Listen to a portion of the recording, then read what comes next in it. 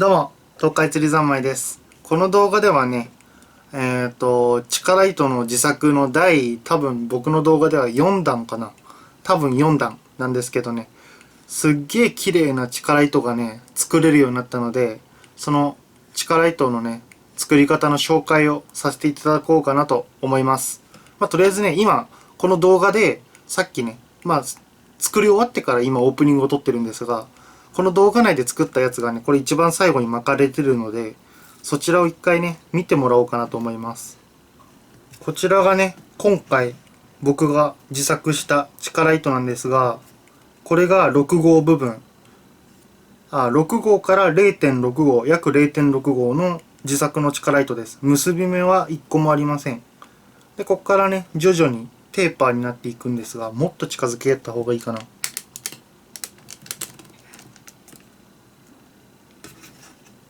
これ今ね、6号部分ですね。6号部分から徐々にテーパーになっていきます。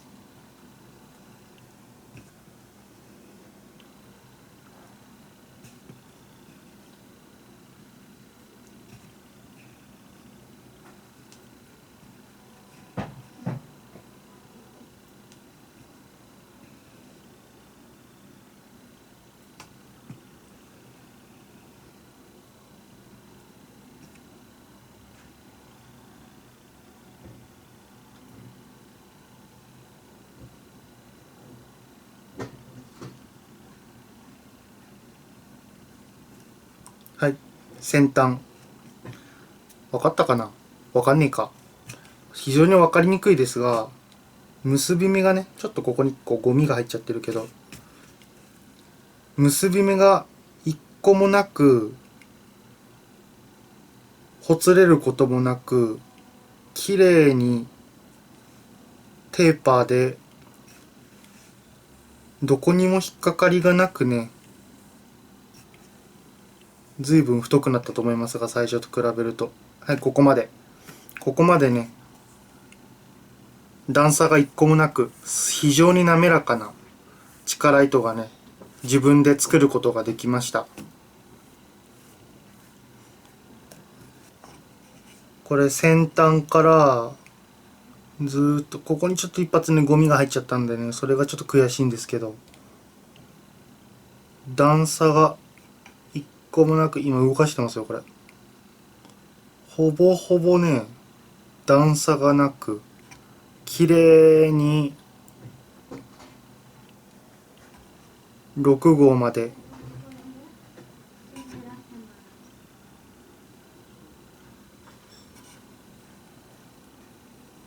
はい。こっからはね、ずっと6号です。こんな感じのね、綺麗なテーパーのね、力糸ができました。内容としてはね、これね、力糸名前を付けるとしたら、4本抜きの4本寄りっていう力糸。別に手言うっていうか僕が勝手にそうやって呼んでるだけだけど、4本抜いた後、4本を寄ってあります。なので、通常ね、3本とかね、2本まで抜くと思うんですけど、そうすると3本目とか3本とか2本のところってほとんどよりが入ってなくてすごいほつれやすくなってるんですけど、これも4本のところから全部ねしっかりよりが入ってるので、ここがね4本のところなんですけど、4本のところでもねしっかりよりが入ってて、こっから下に行けば行くほどもっとねよりが、細いんでしっかり入って、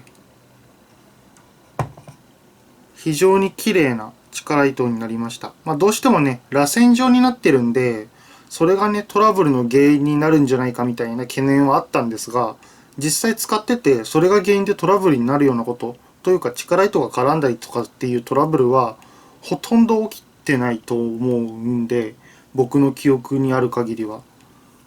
そんなね、投げた瞬間に絡んでプッチンみたいなことも起きてません。ので、まず大丈夫だと思います。それではね、今回はこちらの、自作の力糸の作り方、僕が実際に作ってる様子をね、紹介させていただこうかなと思います。こちらのね、自作の力糸のメリットなんですけど、非常にね、段差がなく、すごい綺麗なね、市販にも劣らないというか、僕は市販よりもね、すごいツルツルしてて好きっていうかね、まあいいか悪いかは知りませんが、市販品よりも非常に滑らかで、で、特に6号の一番抵抗が出る部分、これ6号なんですけど、一番抵抗が出る部分が全部コーティングされてて、船用のラインって。これ今ペロンと出てるんだけど、この6号の一番抵抗が出そうな部分が非常にツルツルで滑らかなので、で、こっから下もよりが入るから、すごい滑らかになるんですよね。ツルツルになる触った感じ。螺旋状になってる感はあるんだけど、非常にその触った表面がね、ここの表面がすごいツルツルになってしっかりとしたピンピンの一本の糸、ちょっとしっかりとしたね、ピンピンのね、先端、これ今 0.65 ぐらいのところなんですけどね、非常に綺麗な線になるので僕は好きです。もう多分市販の力糸を買うことはそうそうないと思います。あとね、一本一本が非常に安い。僕はね、力糸を作るときは合線のこっちのダイバー X8 の6号、これは実売価格で税込み1200円ぐらいで買ったんですけど、1200円で9本、僕は全長11メートルで作るので、99メートルで100メートル巻きだと9本作れるんですね。失敗しなければ1回も。9本作れるから、1200円割る9なんで、1000いくら ?1300 円ぐらい。1本あたり、1本あたり、1200円割る9なんで、130円ぐらいか。133円とか。1本、力糸が1本、PE の力糸が1本133円で手に入るって言ったらかなり安いですよね。で、しかも僕的には市販品よりもね、うまくできれば、市販品にも負けず劣らずのかなりいい P ラインが作れます。まあ安い。で、割と綺麗。っていうのがメリットかな、自作の。ただ道具は結構必要なんでね。そこそこね、初期投資でね、これからちょっと道具を全部紹介しますけどね、初期投資が結構かかっちゃいますが、まあ今後ずっと自作の力糸を使うのであれば、多分すぐ元は取れると思います。1本1000円近くしますもんね、市販品だと。それが130円ぐらいでね、作れるんで、まあちょっと時間は使いますけど、まあかなりお得かなと思います。それではね、実際にこちらの、船用のね、ダイバー X8 の6号を使って、こちらのね、自作の P 力糸を作っていきたいと思います。一応注意事項としては、もし真似される場合はね、自己責任でよろしくお願いします。それではね、実際に作ってみたいと思います。それではね、今から力糸を実際に作っていきたいと思います。まず、僕が使っている道具なんですけど、こちら、ドンポタイムさんの、力糸自作ジグ。こういうクリップが2つくっついてきます。で、裏にね、滑り止めを僕はね、自分で貼ってあります。あと、今回のね、自作をするにあたって、ちょっとね、加工っていうか改造で、このジグの真ん中の下のところにね、こういうピンってこれ天秤の腕、普通にステンレスの 1mm の線を刺してあります。一応サイズなんですけど、サイズは横幅が外で 27mm。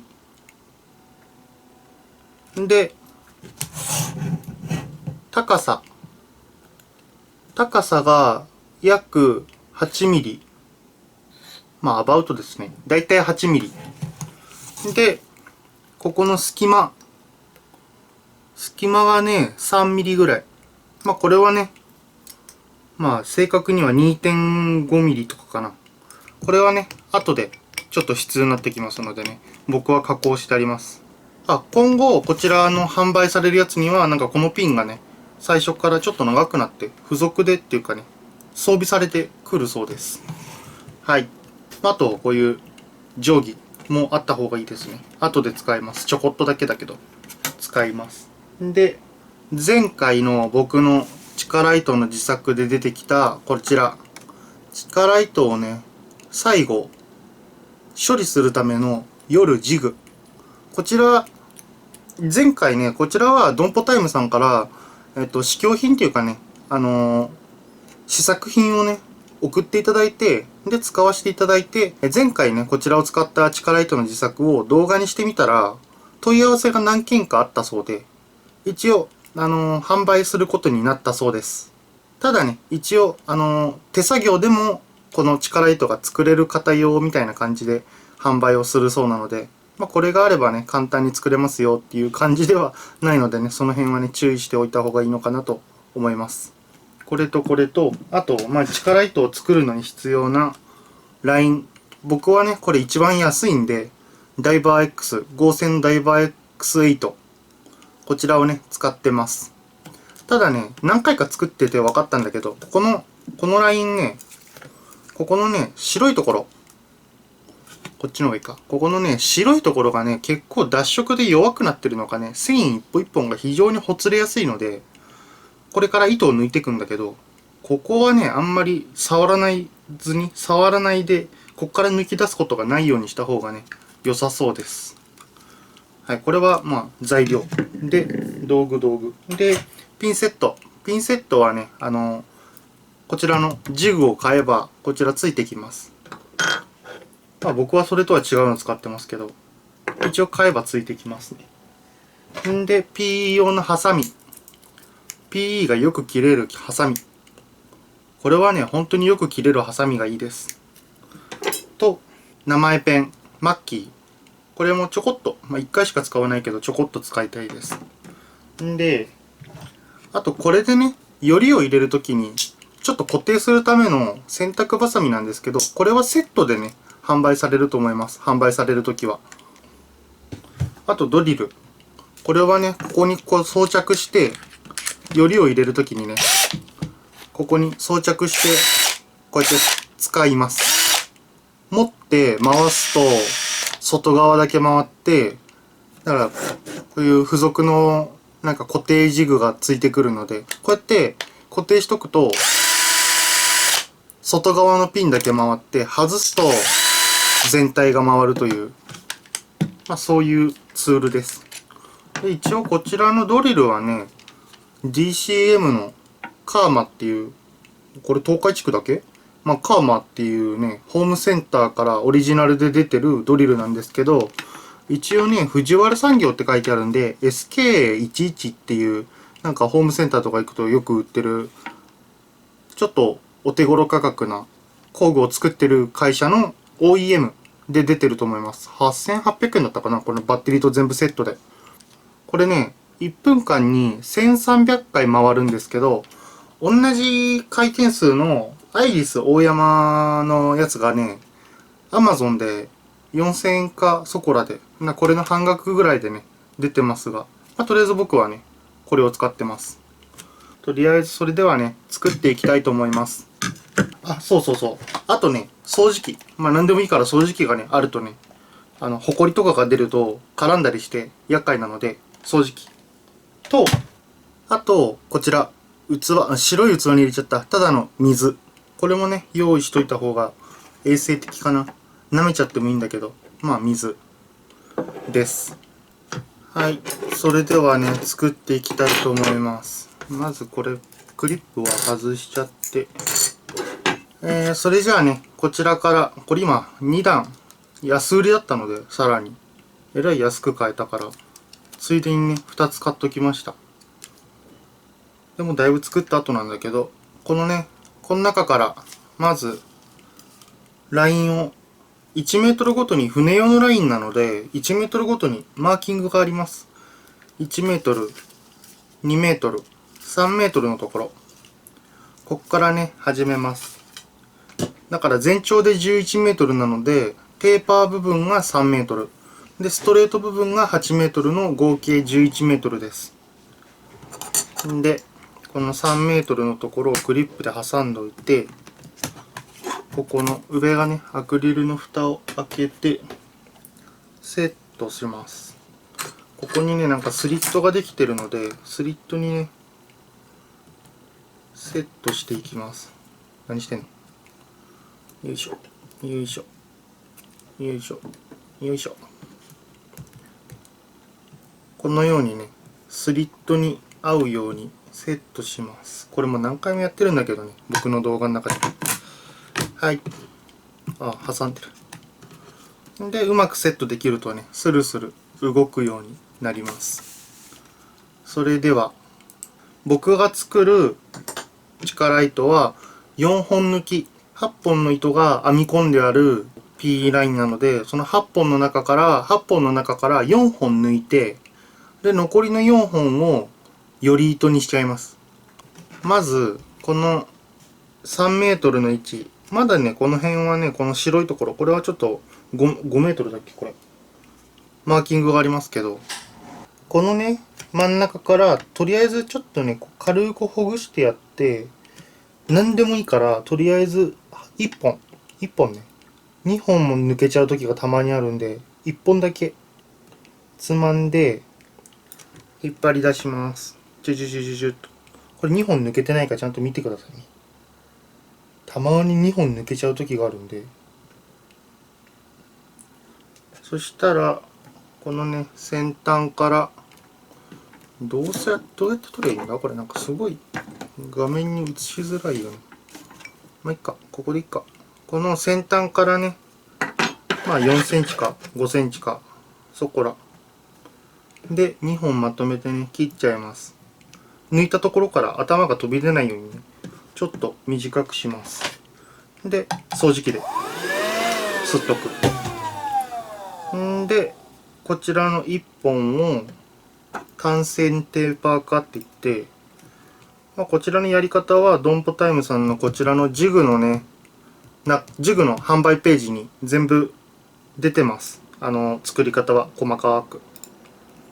僕はちょっとそれとは若干違うやり方をするところもありますが、こうやってねピンセットのお腹っていうか平らな部分を使ってこうわざとこう単線一本一本の細い繊維があるんですけど、それをねよれてるのを取ってやる。んでケバケバにねすごい繊維が細かいのが分かれた後、付属のピンセットじゃないわ、クリップで引っ張ってやるとね、こうやってひょろひょろひょろっていうね、この細い単線がさらに先端に向かってテーパーっていう、テーパーになります。テーパーっていうのはこう斜めにねなっていきます。そしたらこのよれてるこの溜まってる場所に指を置いてつるつるつるつると引っ張っていくと、さっきね単線テーパー化したやつが中に潜り込んでいきます。で完全に潜り込んだら OK で、このもう一本ねジグに入ってる方の抜き出した線を抜いていく。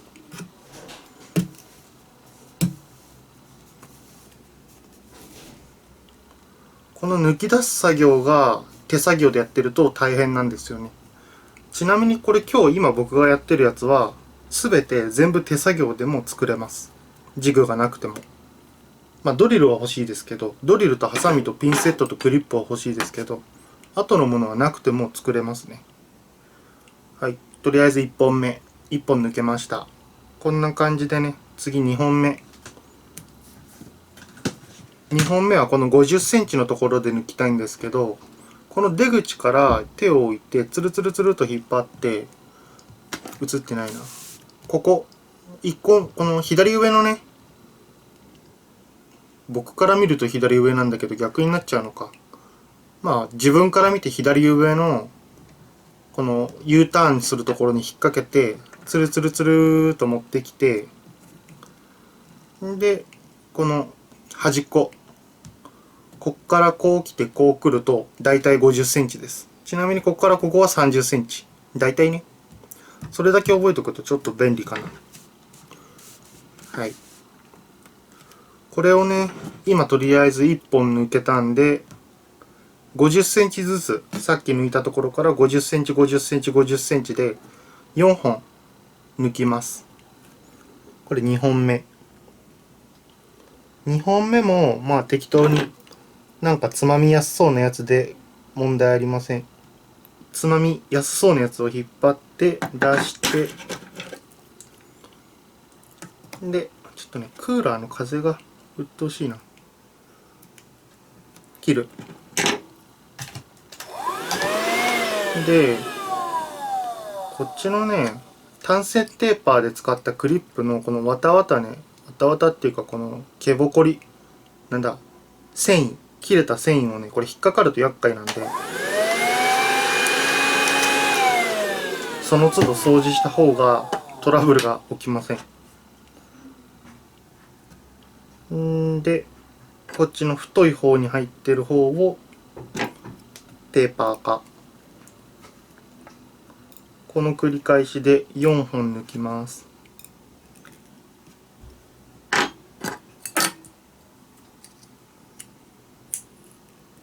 3本目ぐらいだったら白いとこで抜いても大丈夫なんですけど、この作り方をしない方で、僕が今からするね作り方をしなかったら普通に抜いていくと、4本目5本目もまた白いマーカーのとこになっちゃうんですけど、ここのね今ツルツルツルって出してくるとここで5本目を抜くことになるんですけど、この白いとこで抜いちゃうと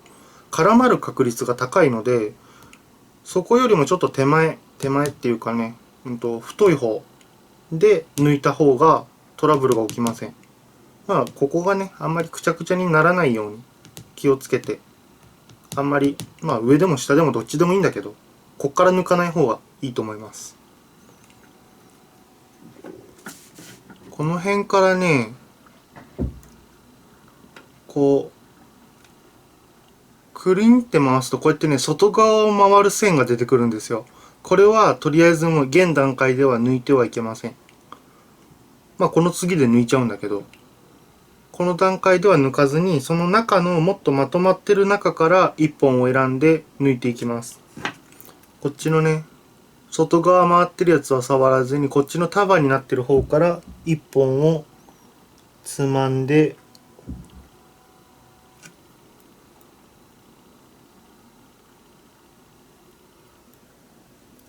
抜き出す。あとは一緒です、やることは。1本目から3本目の時と。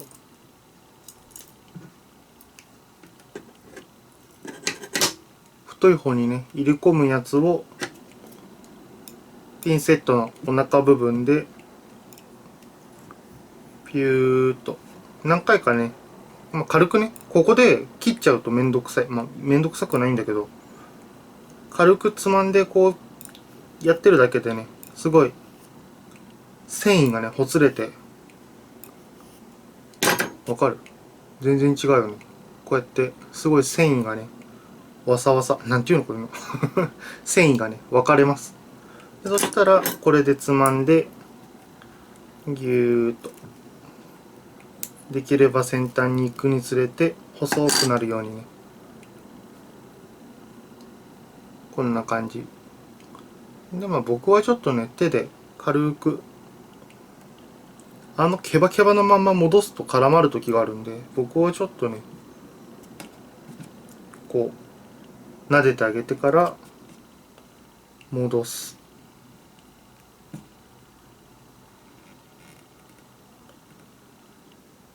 よし、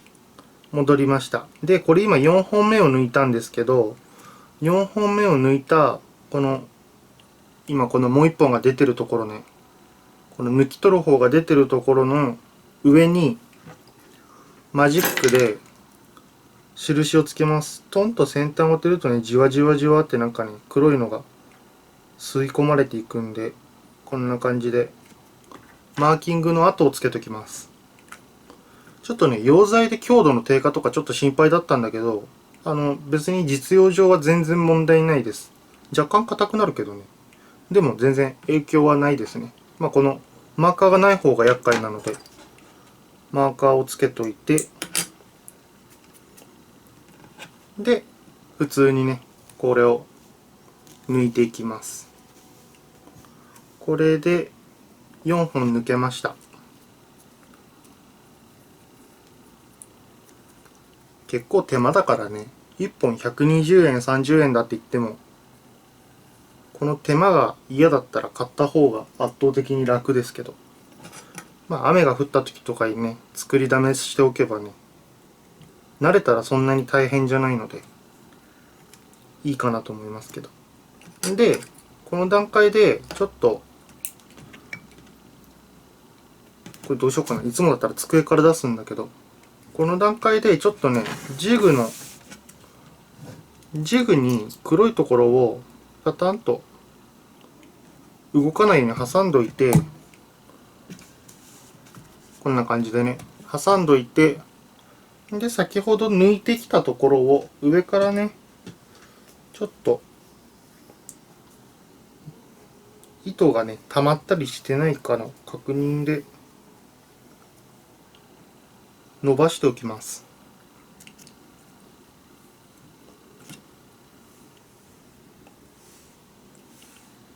いいね。ピーンと伸ばしたら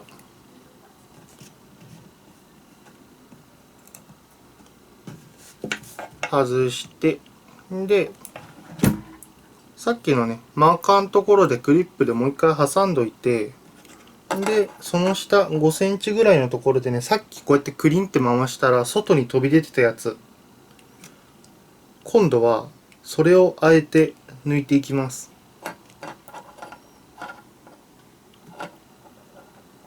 これは抜きますけど切りません。最後まで残るやつ。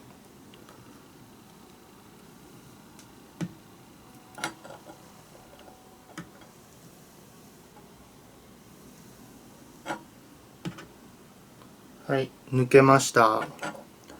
わかるかな。さっきのマーカーの下から一番外側を回ってた単線1本だけを抜き出しました。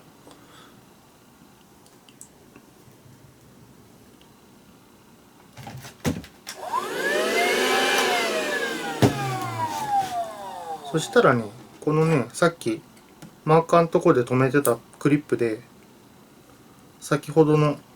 この抜き出したマーカーから5センチぐらい下のところでクリップでね挟んで留めちゃっておきます。まあそーっとね。でこっからまた1本ずつ抜いていくんだけど、30センチのところ、だいたい30センチ、体格が30センチなので30センチのところで1本、これはね1本目2本目と同じように普通にというか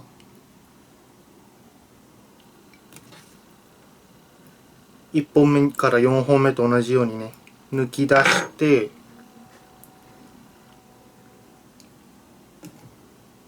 あんまりねもうこっち側をこの残す側をくしゃくしゃにしちゃうと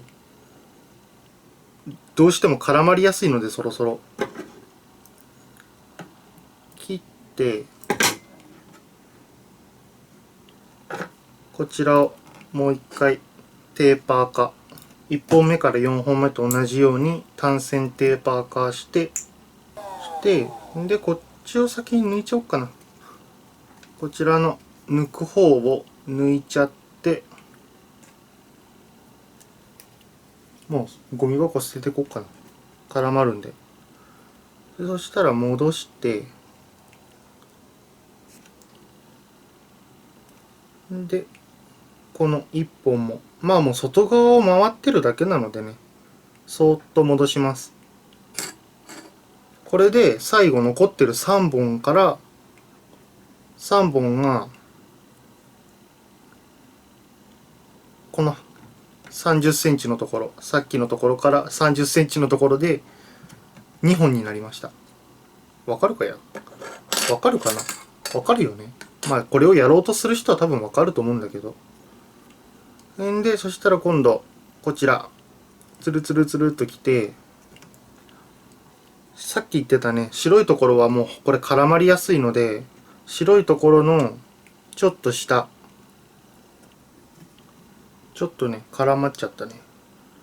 最後の1本絡まっちゃったらもう抜いちゃって、さっきの白線の上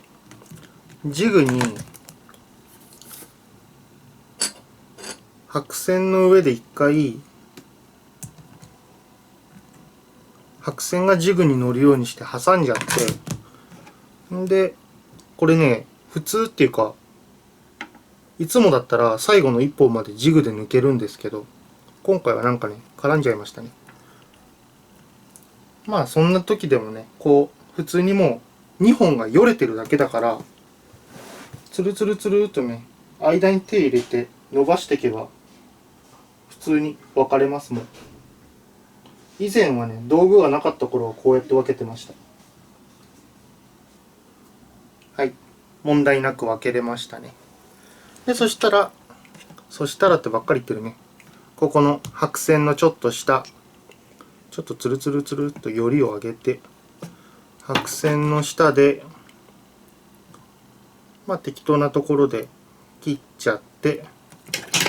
これが抜いたのは一応最後の6本目7本目か、違うわ、6本目、こちらがね6本目です。でこの先端をねこう単線テーパー化して、でクリップは2個ついてくるので、これね絡まなければ普通に最後の1本までジグの中で完結できるんですけど、まあ、今回ちょっと絡んじゃったんでそんなこともあります。そんなこともあるけど、対処の方法だけ分かればねなんとかなっちゃうんで、よし、これでね今このクリップで挟んだところを境に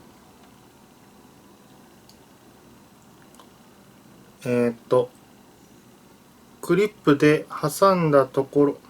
ろ、もう先に進んだ方がいいな、説明するより。クリップを外して、さっきねマーカーのところでクリップ挟んでたんですけど、クリップを外して、でこちらのねマーカーがありますよね。わかるかな、見える？なんで黒い服にしちゃったかな。ここに黒いねさっきのマジックのマーカーがあるんですけど、これがジグのだいたい真ん中に来るように置きます。これ今アクリル板を取ってありますね。天板を取った状態で置きます。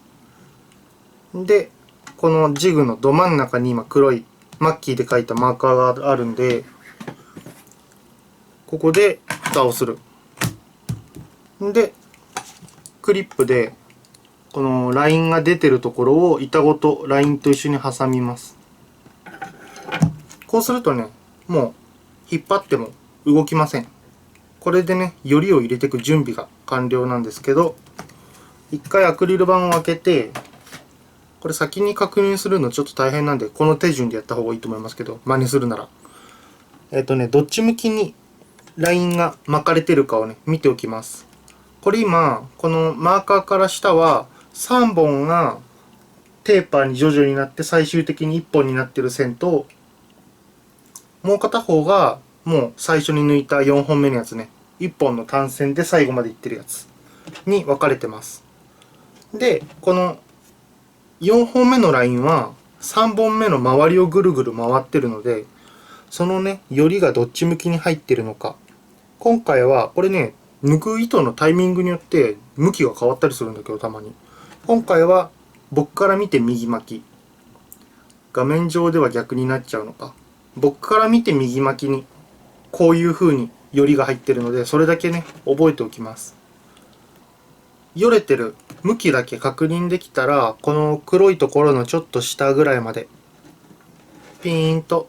こうズルズルズルともうよれてるだけなんで持ち上げて蓋をする。ペタンと。これでねこの中はほぼほぼ固定されます。でこうピーッとねちょっと持ち上げるときに黒いマーカーより上に上げないことね、こっちの方がいい。この今ね部品の芯の上に黒いマーカーがあるんですけど、マッキーで書いた、こっから上は線を抜いた4本目に抜いたやつがこの中に隠れてるので、そこまで上げちゃうと絡まっちゃうから、それ以上上には上げないように気をつけてください。でこっから下、このマーカーから下は今ね 1.5 メートルになってるはずです。大体これ 1.5 メートルで違う作り方をする場合は、長さを変える場合はね、ちょっと今後の他のところも全部長さが変わってきちゃうので、気をつけた方がいいと思います。で、今これね、僕この部屋ね、4畳半しかなくて、後ろもうすぐ壁になっちゃうので、このジグ自体を僕から遠ざけますね。1.5 メートル遠ざけます。これ今ね、僕目線なんですけど、ジグを、これ今ね、いつも乾杯のところ取ってる机なんだけど、結構ね、遠くに離してジグを置いて、で、手前にね、最後の2本の線のね、端っこが僕の手元に来てます。この状態でね、最後の処理をしていきます。それではね、最後のより段階の処理にするんですけど、これまだね、先端が、で、6号の8本寄りなので、1本あたりが 0.755 大体なんですよ。だからこれを今2本を一緒にしちゃうと、1.5 号のラインになってしまうので、さらにね、これをね、裂きます。さっきみたいに、こう、ちょっとね、手で軽くね、この時点で、ちょっとね、絡ましちゃうと厄介なので、軽くよれを取って、で、先端から、この先端をね、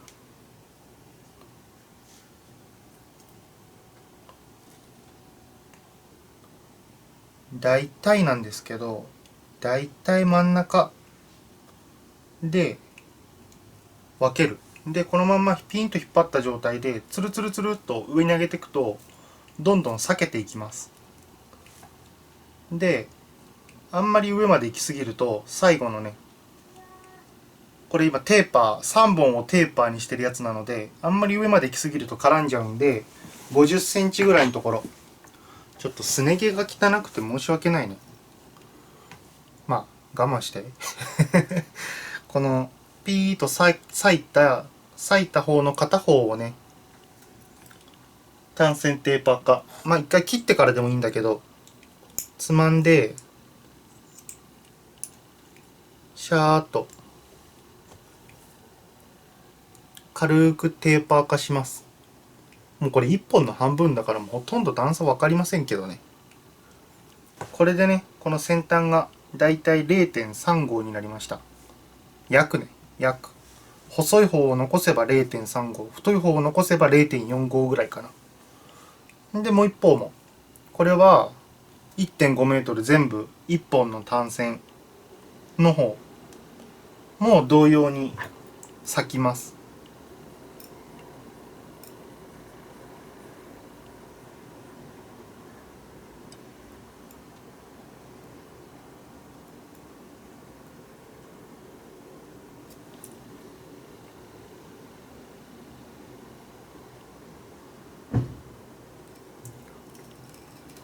あんまり無理して裂かないようにね。もう先端なんなら20センチぐらい裂けてれば別に問題ないです。絡めてダマにしちゃう方がね、余計厄介なので。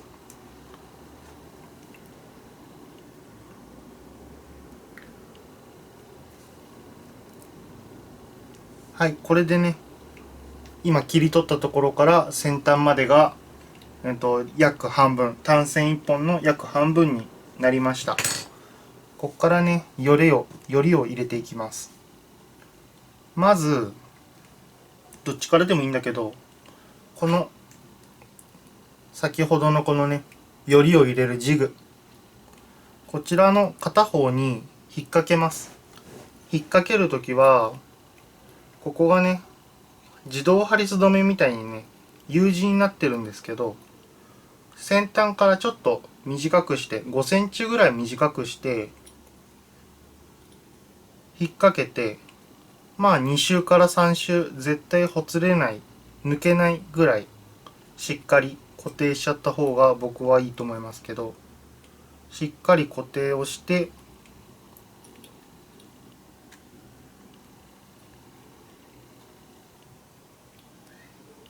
で、スリーブがついてるので、スリーブで上にかぶしてやる。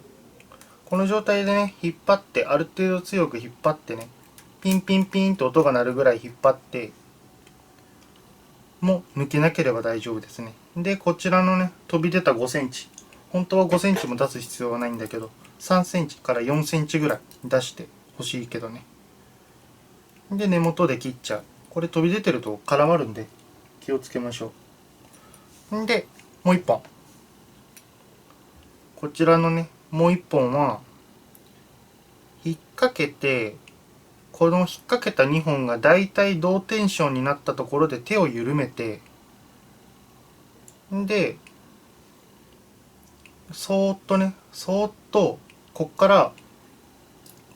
さっきの定規が必要なのはここだけです。この今挟んだところから27ミリ、2.7 センチね。2.7 センチのところを、25から30の間、ミリね。25ミリから30ミリの間。僕は27ミリぐらい。ちょっと喋ってたら分からなくなっちゃった。ピーンと引っ張ったところから27ミリのところで指を置いて、そこまでね、スライドさせて、で、その27ミリのところで固定する。固定の仕方はこのさっきのと同じです。端糸をくるくる巻いて、最後もう一回引っ掛けて、スリーブでかぶす。で、余りは切っちゃう。こうすることで、片方はピンと張って、もう片方はね、タラタラ。これはね、今からよりを入れていくんだけど、太い方が収縮率が高くて、そのうちね、よりを入れてると、同じぐらいのテンションにね、変わってきます。それがね、そのよりを入れるタイミングの測り方になります。で、ドリルにセットして、これ先に確認、僕は使ってるからわかるんだけど、ドリルの向きのどっち向きか確認しといて、今回は僕のから見て時計回りだったので、ドリルも同じ時計回りにセットしていきます。これでもうね、こっちの方向はもう変えないので、正転逆転ができるドリルじゃないとダメですよ。右向きだったり左向きだったりができるドリルで。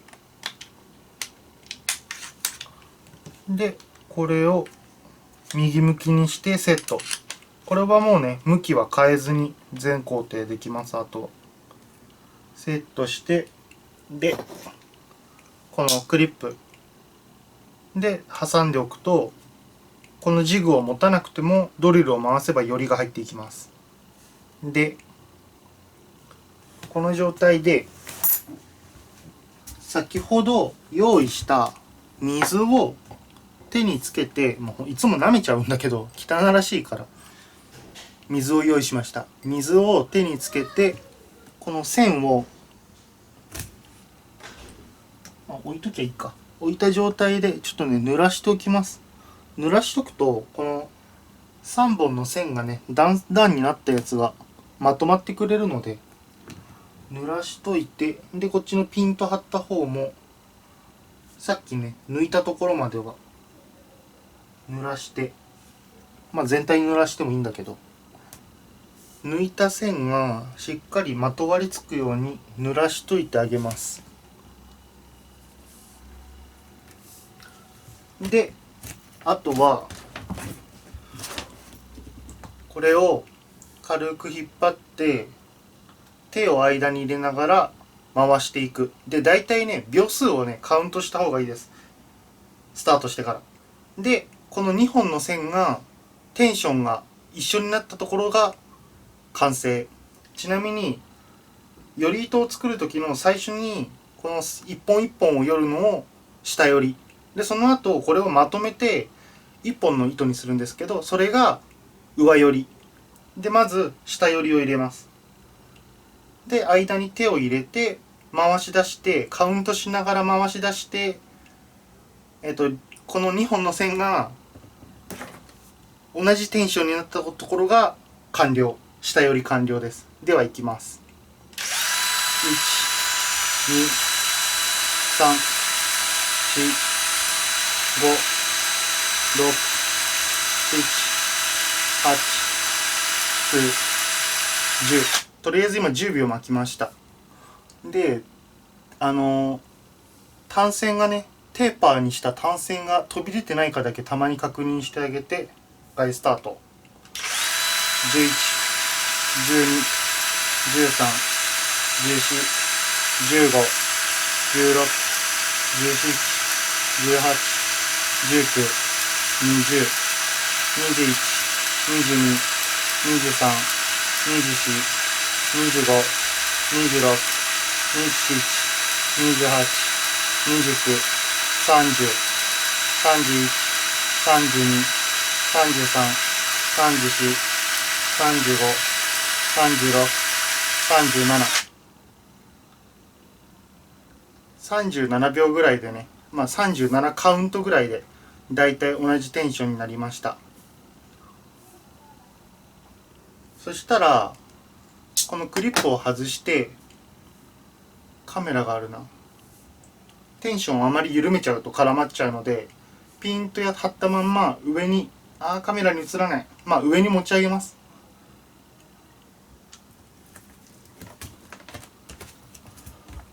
厄介だな。これをね、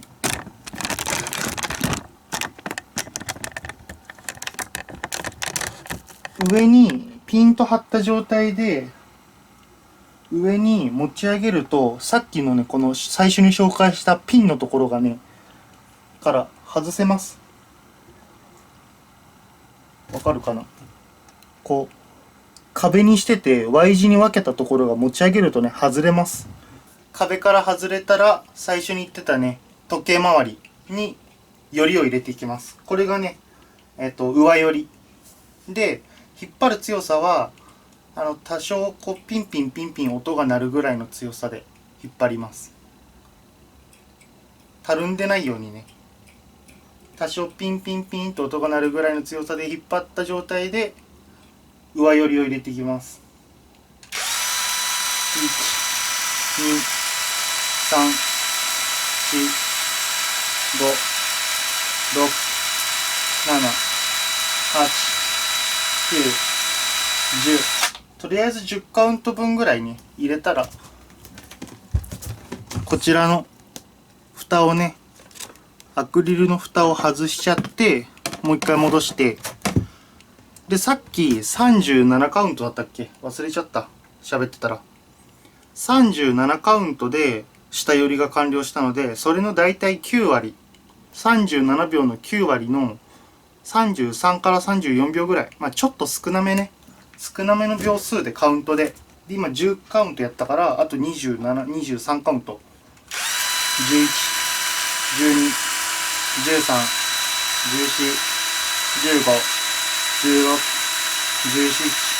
18、19、20、21、22、23、24、25、26、27、28、29、30、31、32、33。よし、33カウントしたら、こちらのジグの先端についてるラインは切っちゃって、映ってる？根元で切っちゃって、切ったねこの先端は普通に肩結びでいいので、ほつれないように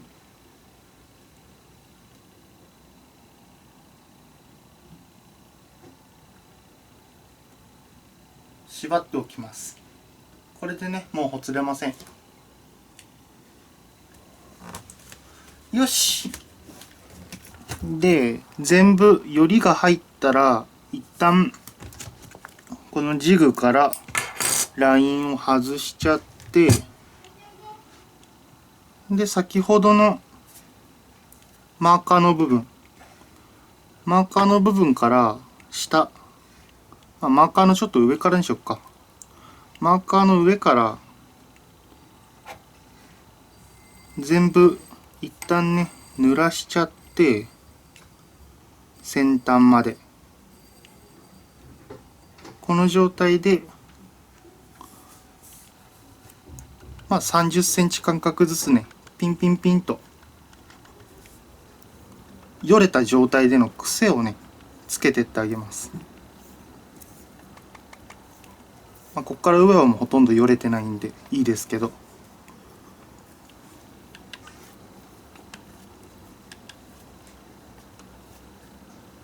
でこれをやってる間によりが足らないと勝手によれてってくれるし、よれが多すぎた場合は勝手によれが取れてくれます、大体。でこの2本をこう近づけて、これ今クリクリクリクリって回っちゃってるんで、これは多分ねよりが入りすぎてる。そんな時は上からね軽くしごいてやって何回か、そうするとよれが取れるので、もう一回近づけてやる。さっきよりちょっと取れたね。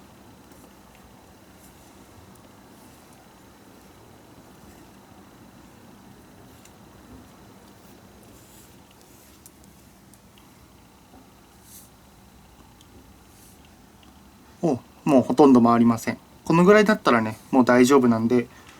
もう一回最終的な癖付けを切れないようにね、先端の方は結構細いんで切らないように気をつけながら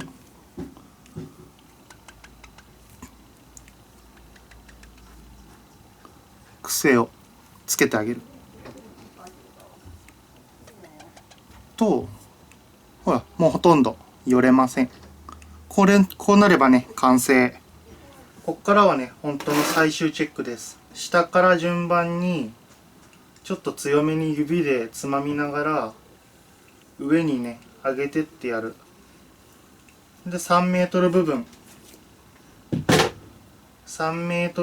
まで行って、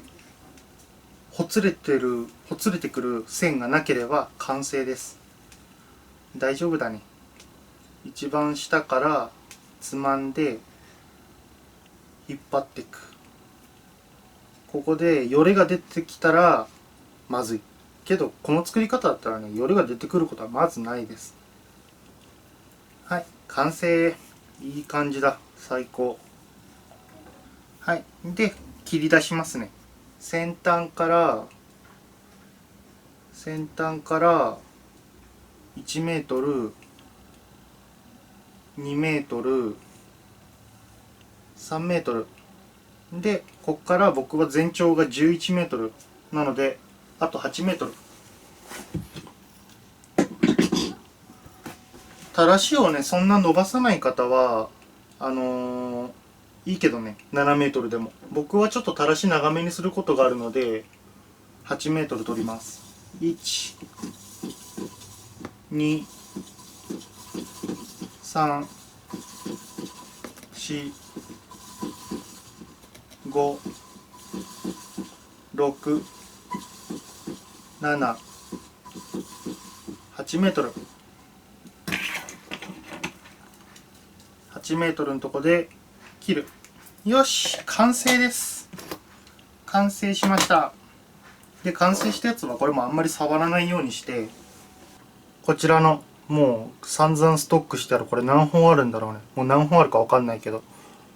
このストックしてあるやつの一番最後のね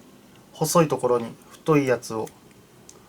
一緒にマスキングテープで留めて、でこの上にねもう手で大丈夫なんで手でくるくる巻いていく。これでね力糸のストックが1本できました。喋らずにやってればどうだろうな、30分もあれば1本作れると思うんだけど、休みの日に 1,2 時間ちょっと余裕があるわって時にね3本ぐらい作っとけば、3本あれば結構ね何回も調光毎回毎回で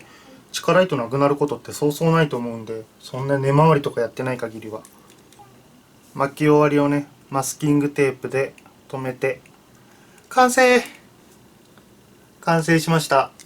力糸完成です。さっきね、力糸を8メートル測るときはね、本棚に釘刺して引っ掛けてありました。で、最後使い終わったこちらは、ここにね、先端に糸が残っちゃってるんで、こちらはね、しっかりスリーブを外して、爪でね、つまんで下から上にギュッとやれば外れます。よし、終わり。で、そっか。一応これがね、もし販売になって、最悪、これね、もうちょっと対策されると思うんですけど、多分。もしね、これがスポーンと抜けちゃった時ね、今みたいにこうやって糸の取ってたら、スポーンと抜けちゃいましたって言うと、中でバラバラになっちゃうんですよ、こうやって。これがね、中でバラバラになっちゃうと、多分バラバラにならないように対策はしてから販売になると思いますけど、まあ一応ね、これもしバラバラになった場合は、まあ本当の直し方は僕は知りませんが、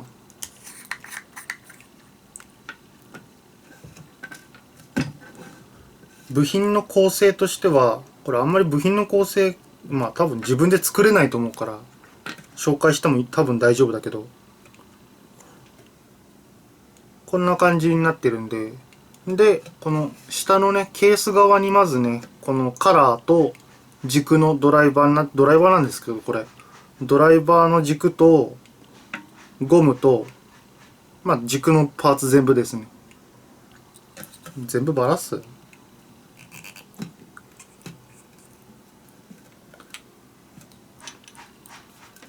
まあもしこうやってバラバラになっちゃいましたってなったら、こっちのケース側にとりあえずこのカラーを3つはめといて、センター通して、で、黒いワッシャーかまして、チューブを入れて、で、もう一回ワッシャーをかます。で、あと両サイドにね、白いカラーだけ残しておきます。で、これはそーっと置いといて、で、今度は、こちら。蓋側にカラーを3個とも入れといて、両サイドに、おっと、まあ、片方ずつやるか。外側に1本入れて、で、さっきの軸と同じように、黒いワッシャー、チューブ、ワッシャー。まあ、ワッシャー後にしよう。反対側も軸を入れて、左右のね、軸を入れて、ワッシャーを入れて、チューブ。で、この段階でギリギリ軸の頭が出るか出ないかぐらいに、軸の頭がね、出るか出ないかぐらいに調整して、ここにワッシャーを入れます。で、先ほどのこの蓋側をそーっと上からかぶせて、で、蓋を閉めていく。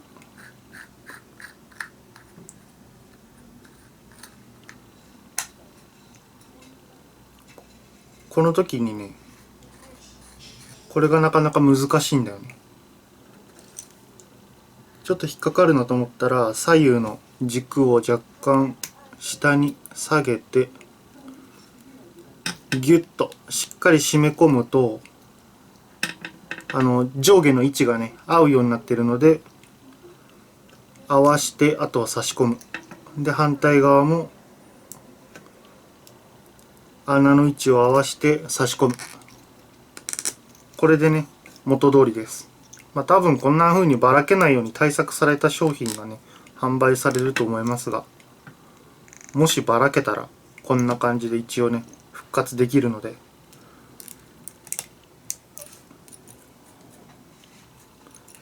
はい。多分ここがね、ストッパーがつくと思うんだけど、製品版は。その辺はちょっと僕はよくわかりません。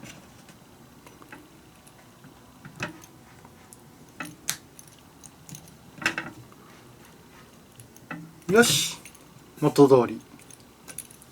はい、ということでね、今回はこちらの、自作の地下ライトの作り方の紹介でした。もしね、チャレンジしてみようかなと思う方はね、